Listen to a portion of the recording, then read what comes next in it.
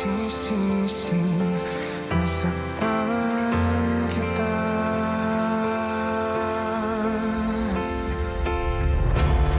Mundong binuo nating dalawa,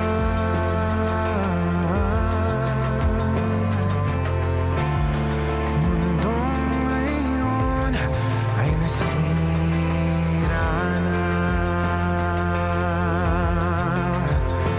O aking tahanan, hindi alam kung saan magsisimula. Kakayanin bang mabalik lang pagmamahal ko ang dating saya? Sana'y hindi pa huli at magliwanag muli kahit wala nang tayo. Patawad ang hiling at kung wala na Jessica, pakisabi kay tatay, sorry. Pumasok kasi si nanay sa room, tinabihan ako.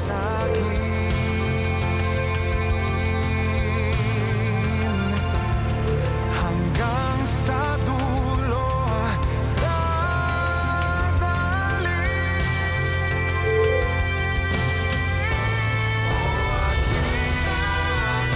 Sana'y pagbigyan ang panibabaliwala.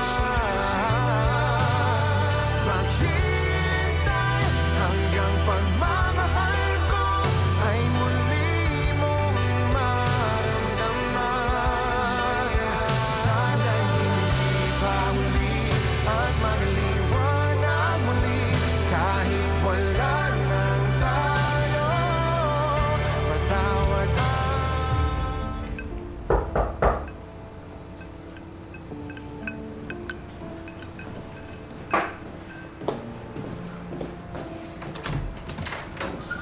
Oh, classmate! Long time no see ah. Kailan nga ba? High school graduation? Ang laki ng pinagbago mo ngayon ah. Ang ganda mo.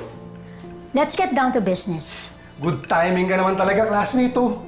Kaka-early retirement ko lang. Oh, please, Maximo. Huwag mo akong pinagbobola. Early retirement. Alam kong natanggal ka sa serbisyo sa dami ng illegal activities mo. So, ano papatrabaho mo? Gusto kong hanapin mo to. Tong dalawang to.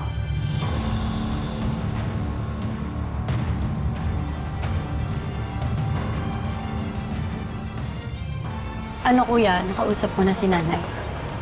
Hindi pa eh, nag-jogging daw, sabi natin dito. Alam naman natin, pag nagja-jogging yun, ibig sabihin stress siya. Yun nga eh, parang ayoko na umalis. Kailangan kasi tayo na namin dito. Ina-promise mo na tong araw na to kay tetay. Nag-expect yung pamangking ko. Alam mo, weekend eh, huwag ka na kayo pumasok. Ay, hindi naman pwede. Kailangan ko mag-round sa mga outlet natin para ma-monitor ko yung sales. Kayong dalawa, huwag niyo nang isipin ang Ate Felma. Aba, niyaya ko kaya siyang mamalengke, mag-grocery, magpamasahe, at saka mag-yoga dyan sa clubhouse kahit di naman ako marunong, no? Kaya, ako nang bahala. Kana. Thank you, Ate Dida. Alam mo, the best ka, Ate Didang. Salamat! Diba? I told you! Yeah, cute. Oh, ingat, ha? Ate, si nanay ha? Yes. Text niyo ako, ha? Pag ano gusto niyo ula para maluto ko. Sige, ate. Bye, ate. Ingat kayo ha? Ingat!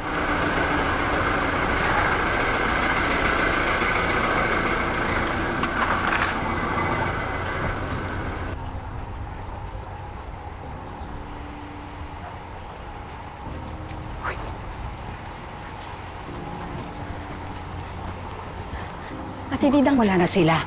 Nakabuka na ba ng sakay? Opo, waiting na po sa labas. Oh, sige na, umalis ka na. Mag-ingat ka, ha? Tsaka, huwag mo kakalimutan i-text, ha? Pagpabalik ka na. Thank you, Ate Didang. Kayo po muna bahala kay Dad, ha? He's sleeping pa eh. Huwag mo intindihan akong bahala, ha? Mag-text ka. Opo, thank you po.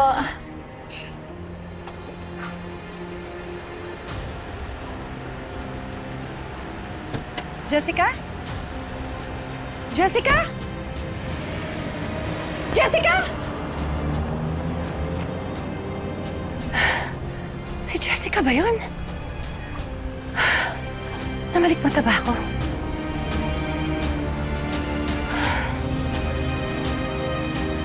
Dida? Dida? Nasaan ka ba? Dida? Dida?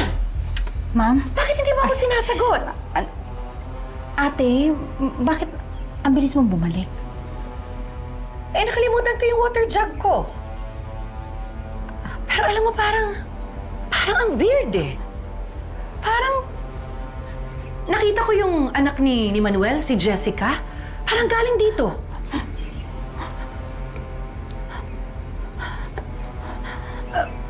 Bakit ang dami ng pagkain mo?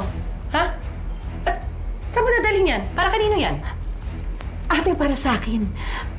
Bala ko kasi kumain sa laundry area. Gusto kong kumain habang naglalaba. Ganyan kadami? May kasama ka, no? Ate, gutom na gutom lang ako. Kasi di ba, hindi ako nagkapunang kagabi. Didang, si Jessica ba yung nakita ko kanina?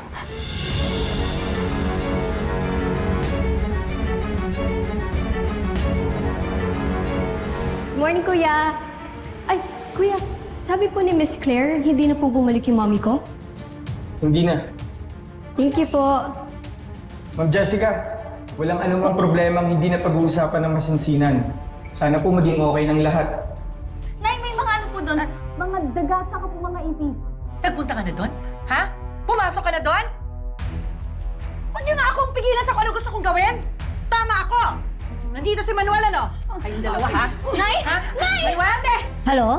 Dumating si Ma'am Jessica. Paakyat na siya. Salamat po, Manong Guard, ha? Magkikita na rin kami ng anak ko sa wakas.